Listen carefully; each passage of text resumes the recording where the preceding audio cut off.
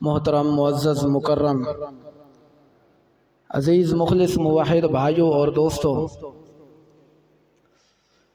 شریعت مطہرہ کے اندر الہ العالمین نے اس کائنات کے اندر جتنی بھی مخلوقات پیدا فرمائی ہے، تمام کی تمام چیزوں کے حقوق بیان فرمائے ہیں۔ حتیٰ کہ شریعت مطہرہ نے چیزوں کا اتنا خیال رکھا ہے کہ پرندوں کے حقوق تک کو بیان کیا، ان کے لیے اوقات بتائے کہ فلاں موسم کے اندر پرندوں کے بچے دینے کا موسم ہوتا ہے، اس موسم میں شکاریوں کو شکار کرنے کی اجازت نہیں۔ جانوروں کے حقوق بتائے، الغرض کائنات کی حتیٰ کہ درختوں تک کے شریعت مطہرہ کے اندر حقوق موجود ہیں، یعنی کہ کائنات کی ایک ایک چیز کے شریعت مطہرہ نے ہمیں حقوق بتائے۔ آپ سوچئے کہ جب ایک حیوان اور بے جان تک چیز کے شریعت مطہرہ میں حقوق ہیں تو یقیناً انسانوں کے حقوق بھی شریعت میں بطریق اولیٰ بیان کیے گئے ہوں گے، جائے کہ وہ انسان مسلمان ہو غیر مسلم ہو، جس قوم کے ساتھ، جس علاقے کے ساتھ، جس قبیلے کے ساتھ تعلق رکھتا ہو، شریعت مطہرہ نے ایک ایک چیز کے حقوق بیان کیے ہیں، کافروں کو بھی حقوق بیان کیے ہیں۔ مردوں کے عورتوں کے حقوق بیان کیے ہیں اور ان کو پورا کرنے کا حکم دیا ہے کہ جس کا جو حق ہے اس کو پہنچائے۔ حتیٰ کہ حقوق العباد کے اندر زیادہ الہ العالمین نے سختی رکھی ہے کہ اگر میرے حق کے اندر تم سے کوئی کمی، کوئی کوتاہی، کوئی کمزوری ہو گئی تو اس کے اندر تو فرمایا میری گنجائش ہے، ہو سکتا ہے میں معاف کر دوں شرک کے علاوہ۔ لیکن اگر حقوق العباد میں انسانوں کے حق میں کوئی کوتاہی ہوئی، وہ چاہے 5 روپے کی بھی کوتاہی کسی انسان کے متعلق ہوئی تو الہ العالمین فرماتے ہیں وہاں جب تک وہ بندہ خود معاف نہیں کرے گا الہ العالمین اس کو معاف نہیں کرے گا۔ تو اللہ رب العزت نے اتنی زیادہ حقوق کے متعلق سختی فرمائی ہے۔ مردوں کے بھی حقوق بیان کیے، عورتوں کے بھی حقوق بیان کیے۔ آج کے اس دور کے اندر اسلام کے اوپر اعتراض کرنے والے لوگ بے شمار اسلام پہ اعتراض کرتے ہیں کہ دیکھو جی شریعت نے، اسلام نے تو عورت کو پابند کر دیا ہے، اسلام نے تو عورت کو قید کر دیا ہے، اسلام نے تو عورت سے آزادی چھین لی ہے۔ مختلف قسم کے اعتراض کرتے ہیں، حالانکہ اگر دنیا کی تاریخ کو دیکھا جائے، لوگوں کے حالات اور حقوق پڑھے جائیں مذہبوں کے، تو اسلام نے عورت سے کوئی حق چھینا نہیں، بلکہ اسلام نے عورت کو چھینے ہوئے حقوق دلوائے ہیں۔ پہلے مذہبوں کی تاریخ دیکھو، یہودیوں کی، رومیوں کی، مشرکین مکہ کی، کہ اس دور میں عورتوں کے ساتھ کیا سلوک ہوا کرتے تھے، شریعت مطہرہ نے آ کر دلوائے۔ بہرحال اس بات کا میں آخر پہ تذکرہ کروں گا۔ پردے کے اوپر بھی اعتراض کیا جاتا ہے کہ اسلام نے جو عورت کو پردے کا حکم دیا ہے، یہ عورت اس سے تنگ ہوتی ہے، عورت کے لیے یہ مشکلات ہیں۔ حالانکہ عورت کی یہ عزت، عصمت، اس کی حفاظت کا ذریعہ ہے پردہ۔ مرد کے لیے بھی یہ عزت کا باعث ہے، عورت کے لیے بھی عزت کا باعث ہے۔ اسلام عورت کو گھر کا حکمران، گھر کی ملکہ بنا کے رکھنا چاہتا ہے، لیکن اسلام کے مد مقابل یہود و نصارہ اس کو چوک چوراہے میں، بازار میں لا کر کھڑا کرنا چاہتے ہیں۔ تو کیا یہی آزادی ہے؟ اگر اس کو آزادی کہتے ہو تو اسلام یہ تو آزادی نہیں دیتا جس میں عزت کی کوتاہی ہو۔ اللہ رب العزت نے ہاں پردے کا حکم دیا۔ سب سے پہلے الہ العالمین نے عورت کی عزت کو بچاتے ہوئے، عورت کے حقوق کا خیال رکھتے ہوئے سب سے پہلے اس کی وجود کی حفاظت کی۔ یہ عورت کا حق ہے، یہ عورت سے حق چھیننا نہیں۔ پردہ بلکہ عورت کو حق دینا ہے، اس کے جسم کی حفاظت ہے، اس کی عزت کی حفاظت ہے، اس کی چار دیواری کی حفاظت ہے۔ اسی بات کو غیر مسلموں نے عیب بنا دیا۔ شریعت مطہرہ نے سب سے پہلے ازواج مطہرات کو حکم دیا۔ اب دیکھیے کیسے عورت کی عزت ہے، عصمت ہے، پردہ۔ اللہ رب العزت نے فرمایا یا نساء النبی لستن کاحد من النساء، اے میرے نبی کی بیویاں، تم جب باقی معاشرے سے میرے نبی کے گھر کے اندر آ گئی، باقی ساری دنیا کو چھوڑ کے میرے نبی کے نکاح میں آ گئی، اب تم ازواج مطہرات میں شامل ہو گئی ہو، اب تم باقی ساری عورتوں سے تمہارا مقام بھی ممتاز ہے، باقی ساریوں سے تمہیں عزت زیادہ ملی ہے۔ لستن کاحد من النساء، ساری دنیا کی عورتیں اگر مل جائیں تو کسی ایک آپ کی زوجہ مبارکہ کا مقابلہ نہیں ہو سکتا۔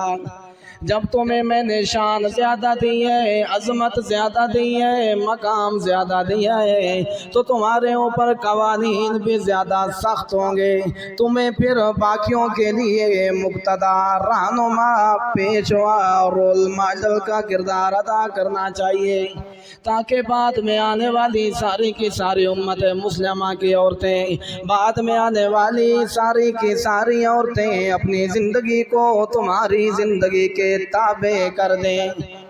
یا اللہ بتا کیسے ازواج مطہرات نے زندگی گزارنی ہے۔ اللہ فرماتے ہیں سب سے پہلی بات تو یہ ہے کرنا فی بیوتکن ولا تبرجن تبرج الجاہلیت الاولی، سب سے پہلا قانون یہ ہے کہ بغیر ضرورت کے تم نے گھر سے باہر نہیں نکلنا، بلکہ جتنا ہو سکے، جس حد تک ہو سکے، تم نے گھر کی چار دیواری میں رہنا ہے، گھر سے باہر نہیں نکلنا۔ اور پھر گھر کے اندر رہتے ہوئے بھی کیا کرنا ہے، فرمایا گھر میں رہتے ہوئے وَاذْكُرْنَ مَا يُتْلَىٰ فِي بُيُوتِكُنَّ، گھر کے اندر رہتے ہوئے بھی فضول نہیں بیٹھنا، گھر میں رہتے ہوئے بھی ویسے وقت نہیں گزار دینا، گھر میں رہتے ہوئے بھی ادھر ادھر کی باتیں نہیں کرنی، بلکہ گھر میں رہتے ہوئے وَاذْكُرْنَ مَا يُتْلَىٰ، عورت کی ذمہ داری سب سے پہلی گھر کے اندر رہنا ہے، گھر کے معاملات کو سنبھالنا ہے۔ دوسری ذمہ داری یہ ہے کہ گھر میں رہتے ہوئے قرآن کی تلاوت کرنی ہے، اقیمنا الصلاۃ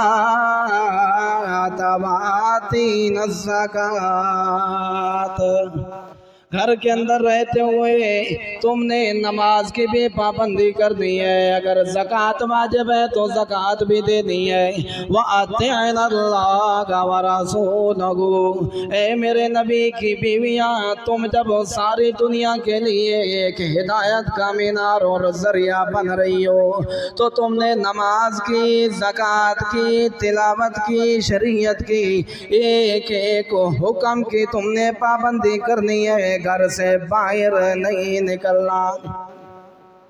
اچھا چلو گھر کے اندر تو وقت گزار رہی ہیں، اگر باہر کے اندر سے دوسرا حکم یہ ہے کہ اگر کوئی آدمی تمہارے دروازے کے اوپر آ جائے، دروازہ کھٹکھٹائے، تمہارے کسی رشتہ دار بڑے آدمی سے ملاقات کرنی ہو، ضرورت ہو، کوئی کام پڑ گیا ہے کسی پڑوسی کو، کسی غیر محرم رشتہ دار کو، تو فرمایا جب وہ دروازہ کھٹکھٹائے تو لا تخضعن بالقول فیطمع الذی فی قلبے، پھر تم نے اس کے ساتھ نرم لہجے میں بات نہیں کرنی، پھر تم نے اس کے ساتھ باتیں بڑے لہجے میں، نرم لہجے میں بات نہیں کرنی، پھر تم نے اس کے ساتھ ذرا سخت اور کرخت لہجے میں بات کرنی ہے، تاکہ دوبارہ اس کے دل کے اندر یہ خواہش پیدا نہ ہو کہ میں دوبارہ بہانہ بنا کے دروازے پہ جاؤں۔ بلکہ تم نے ایسے رعب کے ساتھ بڑے کڑاکے دار آواز کے ساتھ جواب دینا ہے فَيَطْمَعَ الَّذِي فِي قَلْبِهِ، تاکہ مد مقابل سامنے آنے والے کے دل میں تمہارے بارے میں کوئی غلط شبہ پیدا نہ ہو جائے۔ وَقُلْنَا قَوْلًا مَّعْرُوفًا، زیادہ لمبی چوڑی باتیں بھی نہیں کرنی، زیادہ تفصیل میں نہیں پڑ جانا، بلکہ ضرورت کے مطابق دو جملے کہہ دینے ہیں جو سن کے وہ واپس چلا جائے۔ یعنی تفصیل کے اندر باتیں نہیں کرنے کہ اچھا جی کیا کام ہے، کیوں آئے ہو، کب آئے ہو، شام کو آ جانا یا دوپہر کو آ جانا، یا میرا فلاں بھائی یا خامن تو باہر گیا ہے، بلکہ دو لفظ کہنے ہیں کہ فی الوقت گھر میں کوئی نہیں ہے، بعد کے اندر آ جانا۔ دو لفظ کہہ کے آپ نے اس سے جان چھڑا لینی ہے۔ جی اللہ رب العزت نے عورتوں کی تربیت کی ہے، اور پھر اس کے بعد فرمایا کہ اگر تم نے تو گھر میں رہنا ہے، اگر بغیر مجبوری کے گھر سے باہر نہیں نکلنا، اگر کہیں گھر سے باہر نکلنا پڑ جائے تو پھر کیسے نکلنا ہے؟ ضرورت پڑ گئی، مجبوری ہو گئی تو پھر فرمایا ہاں اجازت ہے، لیکن کیسے نکلنا ہے؟ لا تبرجن تبرج الجاہلیۃ الاولی، پھر تم نے ایسے نہیں نکلنا جیسے جاہلیت کے دور میں عورتیں نکلا کرتی تھی، بناؤ سنگار کر کے، میک اپ کر کے، بغیر برقعے کے، اپنے جسم کی حفاظت کے بغیر، جیسے باہر جاہلیت کی عورتیں نکل جایا کرتی تھی۔ تم نے ایسے نہیں نکلنا، بلکہ کیسے نکلنا ہے؟ فرمایا وَلْيَضْرِبْنَ بِخُمُرِهِنَّ عَلَىٰ جُيُوبِهِنَّ مِنْ جَلَابِيبِهِنَّ، پھر اس کے بعد تم نے بڑی بڑی چادروں کو، برقعے کو لے کے اپنے وجود کے اوپر ڈال کے تب باہر نکلنا ہے، ویسے باہر نہیں نکلنا۔ یہ الہ العالمین قانون بیان کر رہے ہیں، اصول بیان کر رہے ہیں، عورت کو حقوق دے رہے ہیں کہ کیسے تو نے اپنی حفاظت کرنی ہے۔ فرمایا پہلا حق تو یہ ہے کہ بغیر ضرورت کے تو نے گھر سے باہر نہیں نکلنا، اور اگر کوئی آ بھی جائے دروازے پہ، پھر گھر میں رہ کے کیا کرنا ہے؟ موبائل چلانا ہے؟ گھر میں رہتے ہوئے کیا کرنا ہے؟ ٹی وی دیکھنی ہے؟ فرمایا نہیں، گھر کے اندر رہتے ہوئے اقیمنا الصلاۃ آتینا الزکوٰۃ واذکرنا ما یتلیٰ، نماز کا ٹائم ہو جائے نماز پڑھنی ہے، روزے کا موسم آ جائے روزے رکھنے ہیں، اور اگر وذکرنا ما یتلیٰ نہیں تو قرآن کی تلاوت کے اندر تو نے مصروف رہنا ہے۔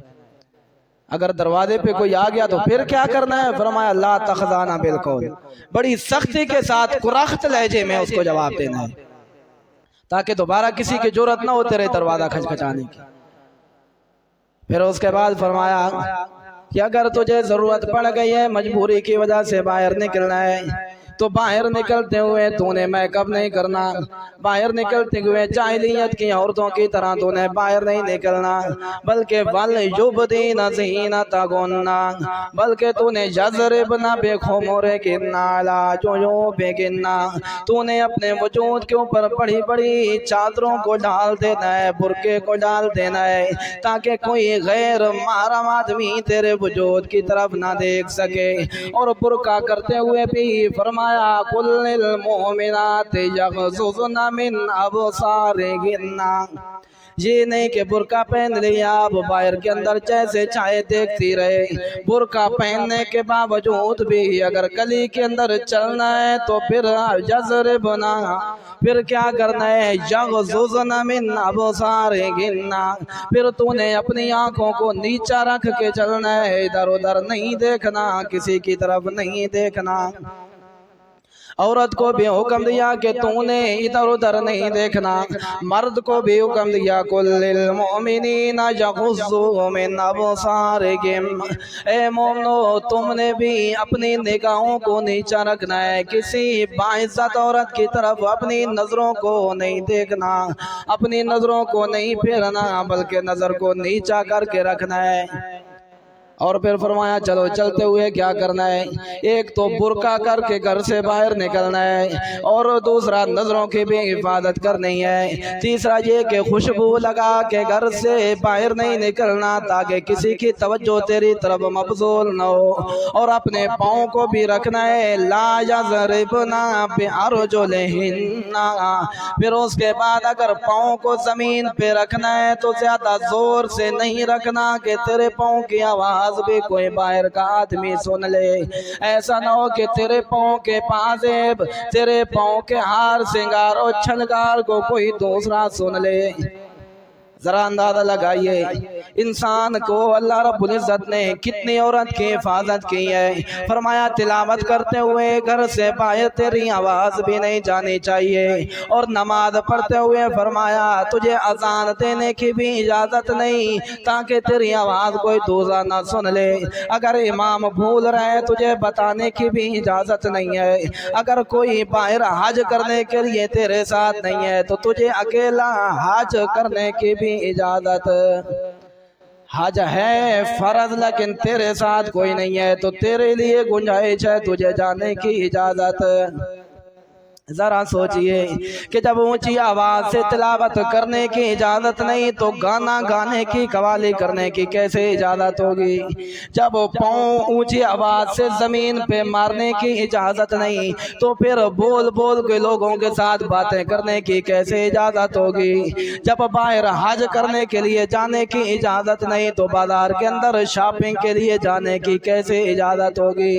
جب کسی دروازے پر آئے کے لیے بغیر ضرورت کے نرم لہجے میں بات کرنے کی اجازت نہیں ہے تو پھر بازار میں جاتے ہوئے، سکول کالج میں جاتے ہوئے لوگوں کے ساتھ گفتگو کرنے کی کیسے اجازت ہوگی؟ شریعت مطہرہ نے اور اللہ رب العزت نے پھر فرمایا کہ یہ جو ہم حکم دے رہے ہیں اس میں ہمارا کوئی فائدہ نہیں ہے، تمہارا فائدہ ہے۔ یعنی کہ اللہ فرماتے ہیں یہ جو ہم عورت کو ہم نے پردے کا حکم دیا اس میں ہمارا کوئی فائدہ نہیں ہے، ذالک ادنیٰ ان یعرفن فلا جرم، اس کے اندر فائدہ ہے تو تمہارا، عزتیں محفوظ ہوں گی تو تمہاری، بدنامی سے بچو گے تو تم لوگوں کے اندر سر اٹھانے کے قابل ہو گے تو تم قابل ہو گے، اس میں اللہ رب العزت کا کوئی فائدہ نہیں ہے۔ اللہ رب العزت پردے کا حکم دے کر کسی عورت کو قید نہیں کرنا چاہتے، کسی عورت کو مشکل میں نہیں ڈالنا چاہتے، بلکہ اللہ رب العزت اس کی عزت کی حفاظت کرنا چاہتے ہیں، تجھے اور مجھے سر اٹھا کے جینا سکھانا چاہتے ہیں۔ ذالک ادنیٰ ان یعرفن فلا جرم، یہ اور انسان کو شریعت مطہرہ نے یہ عورت کے لیے حقوق بیان کیے ہیں اور عورت کو یہ حق دیے ہیں۔ اسی پردہ کو آج غیر مسلم یہ تصور کرتا ہے کہ شاید اسلام نے اس سے کوئی حقوق چھین لیے۔ ہم پوچھتے ہیں کہ تم نے عورت کو کیا حقوق دیے؟ اگر اسلام نے چھین لیے تو تم نے کون سے عورت کو حقوق دیے؟ اگر تاریخ کا مطالعہ کرو تو شریعت مطہرہ نے جتنے عورت کو حقوق دیے ہیں سارے کے سارے شریعت نے ہی دیے ہیں، غیر مسلم نے تو سارے چھین لیے تھے۔ آپ صلی اللہ تعالیٰ علیہ وسلم کے آنے سے پہلے مشرکین مکہ کیا کرتے تھے؟ بِأَيِّ ذَنبٍ قُتِلَتْ إِذَا الْمَوْءُودَةُ سُئِلَتْ، بچیوں کو زمین کے اندر زندہ درگور کیا کرتے تھے۔ بِأَيِّ ذَنبٍ قُتِلَتْ، جس عورت کا بچہ ہونے کے قریب ہوتی تو وہ گھر سے باہر نکل جاتی، اگر بیٹا ہوتا تو گھر کے اندر واپس لاتی، بچی ہوتی تو ادھر ہی دفن کر کے آ جاتی۔ کیا یہ عورت کے حق ہیں؟ کیا عورت کا یہی حق ہے کہ اس کو بازار کے اندر پھرنے کی اجازت دے دی جائے؟ کیا عورت کا یہی حق ہے کہ ایک 5 روپے کے شاپر کے اوپر بھی ڈسپلن کے لیے وہ گلی کے اندر آ جائے؟ عورت کا یہ حق نہیں ہے، عورت کی یہ بے عزتی ہے، یہ توہین ہے۔ اسلام کے آنے سے پہلے مکمل طور پر عورت کو نوکر سمجھا جاتا ہے۔ رومیوں کی تاریخ یہ ہے کہ رومی عورت کے ساتھ نکاح کو ایسے سمجھتے تھے جیسے ہم کسی جانور کو خریدتے ہیں، اس کو اپنی ملکیت میں سمجھتے تھے کہ شاید ہم اس کو اپنی ملکیت میں لے رہے ہیں، اس کو اپنا نوکر اپنا غلام سمجھتے تھے، حتیٰ کہ اس کو اپنے ساتھ بیٹھنے کی بھی اجازت نہیں دیتے تھے، مشورہ ان سے نہیں کرتے تھے، ان کے ساتھ بات نہیں کرتے تھے، حتیٰ کہ اس حد تک سختی کرتے تھے، کہتے تھے کہ ہمارے ساتھ بیٹھ کر تجھے مسکرانے کی بھی اجازت نہیں ہے۔ رومیوں کی تاریخ نے تو اس حد تک سرچ کرنا شروع کر دیا تھا کیا انسانوں کی طرح عورت کے اندر روح بھی ہے کہ نہیں. یہ پستی تھی اسلام کے آنے سے پہلے معاشرے کی. عورت کو پاؤں کی جوتی سمجھا جاتا تھا، پاؤں کی مٹی سمجھا جاتا تھا، پاؤں کے نیچے روندا جاتا تھا اسلام کے آنے سے پہلے. اس معاشرے کے اندر محمد مصطفیٰ صلی اللہ تعالیٰ علیہ وسلم خاتم النبیین صلی اللہ تعالیٰ علیہ وسلم آئے، جس نے عورت کو پستیوں سے، زمین کی پستیوں سے اٹھایا اور جنت کو لا کے عورت کے قدموں میں رکھ دیا. یہ اسلام کی شان ہے. یہ اسلام نے عورت کو عزت بخشی ہے. اسلام سے پہلے تو عورت کو روندا جاتا تھا، ایک حقیر چیز سمجھا جاتا تھا. موازنہ کریں، عورت تین صورتوں میں ہے. ایک ماں کی شکل میں عورت، بیوی کی شکل میں عورت، بیٹی کی شکل میں عورت. تینوں صورتوں میں شریعت اسلامیہ نے ان کو حقوق دیے. اگر ماں کی صورت میں عورت ہے تو فرمایا لا تقل لہما اف، تمہیں ڈانٹنے کی اجازت تو اپنی جگہ پہ، صرف اف ناگواری چہرے پہ لانے کی اجازت نہیں. جتنا نقصان کر جائیں، جو کچھ کہہ جائیں، تمہیں اف کہنے کی بھی اجازت نہیں. ایک صحابی آیا، کہتا ہے یا رسول اللہ میرے اوپر سب سے زیادہ کس کا حق ہے؟ آپ نے فرمایا تیری ماں کا. پھر پوچھا یا رسول اللہ اس کے بعد کس کا ہے؟ آپ نے فرمایا ماں کا. تیسری بار پوچھا پھر اس کے بعد کس کا ہے؟ آپ نے فرمایا ماں کا. 3 مرتبہ ماں کا حق ہے. چوتھی مرتبہ پوچھا، آپ نے فرمایا ابو کا. یہ حقوق چھینے ہیں یا حقوق دیے ہیں؟ ایک صحابی آتا ہے رسول اللہ صلی اللہ تعالیٰ علیہ وسلم کے پاس، کہتا ہے یا رسول اللہ میں حج کرنا، میں جہاد پہ جانا چاہتا ہوں، اپنی جان کو قربان کرنا چاہتا ہوں اللہ کے راہ پر. اللہ کے نبی نے پوچھا کیا تیری ماں زندہ ہے؟ صحابی کہتا ہے یا رسول اللہ زندہ ہے. آپ نے فرمایا تو ماں کی خدمت کر، جہاد سے زیادہ تجھے ادھر ثواب ملے گا. یہ اسلام نے حقوق دیے. اگر عورت ماں کی صورت میں ہے تو جنت کو اس کے قدموں میں لا کے رکھ دیا. عورت ماں کی صورت میں ہے تو ناگواری کا جملہ زبان سے نکالنے کو حرام قرار دے دیا. عورت ماں کی صورت میں ہے تو اس کو سب سے زیادہ حقوق اللہ رب العزت نے دیے. ذرا غیر مسلموں کو دیکھو انہوں نے کیا حقوق دیے. عورت ماں کی صورت میں ہے، تھوڑی سی بوڑھی ہوئی، جا کے روم میں اس کو چھوڑایا، جا کر اس کو حکومت کے حوالے کر دیا، تم جانو اب کھانا بھی تمہارے ذمہ، پلانا بھی تمہارے ذمہ، اس کی ضروریات بھی تمہارے ذمہ، حتیٰ کہ فوت ہو جائے تو دفنانا بھی تمہارے ذمہ. اور پھر یورپ کے کچھ ممالک میں یہ قانون ہے کہ اگر ماں یا باپ کسی بچے کو تھپڑ مار دے تو وہ پولیس کو اطلاع کر دیتا ہے. عورت آ کر باپ کو یا ماں کو پکڑ کے لے جاتی ہے اور اس کو سزا دیتی ہے. کیا یہ تم نے عورت کو حقوق دیے؟ تو بات کرنے کا مقصد یہ ہے کہ اسلام ہی کائنات کے ایک ایک آدمی کے حقوق کا محافظ ہے. اسی طریقہ سے اگر عورت بیٹی کی شکل میں ہے تو اس کو غیر مسلم نے کیا کیا؟ اذا الموءودۃ سئلت، انہوں نے تو زندہ دفن کر دیا. انہوں نے تو اس کو اپنے لیے عار سمجھا. اذا بشر احدهم بالانثى بما ضرب للرحمن ظل وجهه مسودا وهو كظيم. اللہ فرماتے ہیں عورت اگر بچی کی صورت میں ہو تو غیر مسلموں نے تو یہ طرز اپنایا کہ جس کے گھر میں بیٹی پیدا ہوتی ہے تو اتنے پریشان ہوتے ہیں، کہتے ہیں کہ ہم نے تو لوگوں میں منہ دکھانے کے قابل نہیں رہے. ظل وجهه مسودا، چہرہ سیاہ ہو جاتا، فهو كظيم، وہ غصے سے اپنے آپ کو بڑا بڑا تصور، لوگوں کو بتاتے نہیں تھے، چھپاتے تھے کہ ہمارے گھر کے اندر بھی کوئی پیدا ہوا ہے کہ نہیں. یہ حقوق دیے غیر مسلم نے، یہ حقوق چھینے عورت سے. لیکن جب اسلام کے اندر بیٹی آئی تو ہمارے نبی نے حکم دیا کہ جس آدمی کی 2 بیٹیاں ہوں اس نے ان کی پرورش کی، ان کو تعلیم دی، اچھی جگہ پہ ان کا رشتہ کر دیا تو وہ اس کے لیے جہنم کے اندر آڑ بن جائیں گی، جنت میں جانے کا سبب بن جائیں گی. یہ شریعت نے حقوق دیے. ہمارے نبی کی بیٹی پیدا ہوئی، کفار کیا کرتے تھے؟ اس کو زندہ درگور کرتے. ہمارے نبی نے کیا کہا؟ فاطمہ تو بضعۃ منی. لوگوں اسلام کے اندر میری بیٹی پیدا ہوئی ہے، میری بیٹی تو میرے جگر کا ٹکڑا ہے، میں اپنے جگر کے ٹکڑے کو دل سے جدا نہیں کر سکتا. جب بیٹی سامنے آتی تو استقبال کے لیے پہلے اللہ کے پیغمبر کھڑے ہو جاتے تھے. کہیں سفر کے لیے سفر سے واپس آتے تو سب سے پہلے اپنی بیٹی کے دروازے پہ آتے، بیٹی کی زیارت کرتے، اس سے حال احوال پوچھتے، تب جا کے گھر جاتے. یہ اسلام نے عورت کو حقوق دیے اگر بیٹی کی صورت میں ہو. اور اگر بیوی کی صورت میں عورت ہو تو پھر بھی شریعت مطہرہ نے اس کے حقوق دیے. آپ نے فرمایا خیرکم خیرکم لأہلہ، لوگوں تم میں سب سے بہتر، سب سے فضیلت والا، سب سے شان والا، مقام والا وہ آدمی ہے جو تم میں سب سے بہتر ہے اپنی بیوی کے ساتھ۔ بیوی کے ساتھ جتنے اس کی تم باتوں کو برداشت کرو گے، اس کی کوتاہیوں کو درگزر کرو گے، اس کے ساتھ جو آدمی جتنا زیادہ برداشت کر کے گزارا کر کے رہتے وہ تم میں سب سے زیادہ بہتر ہے۔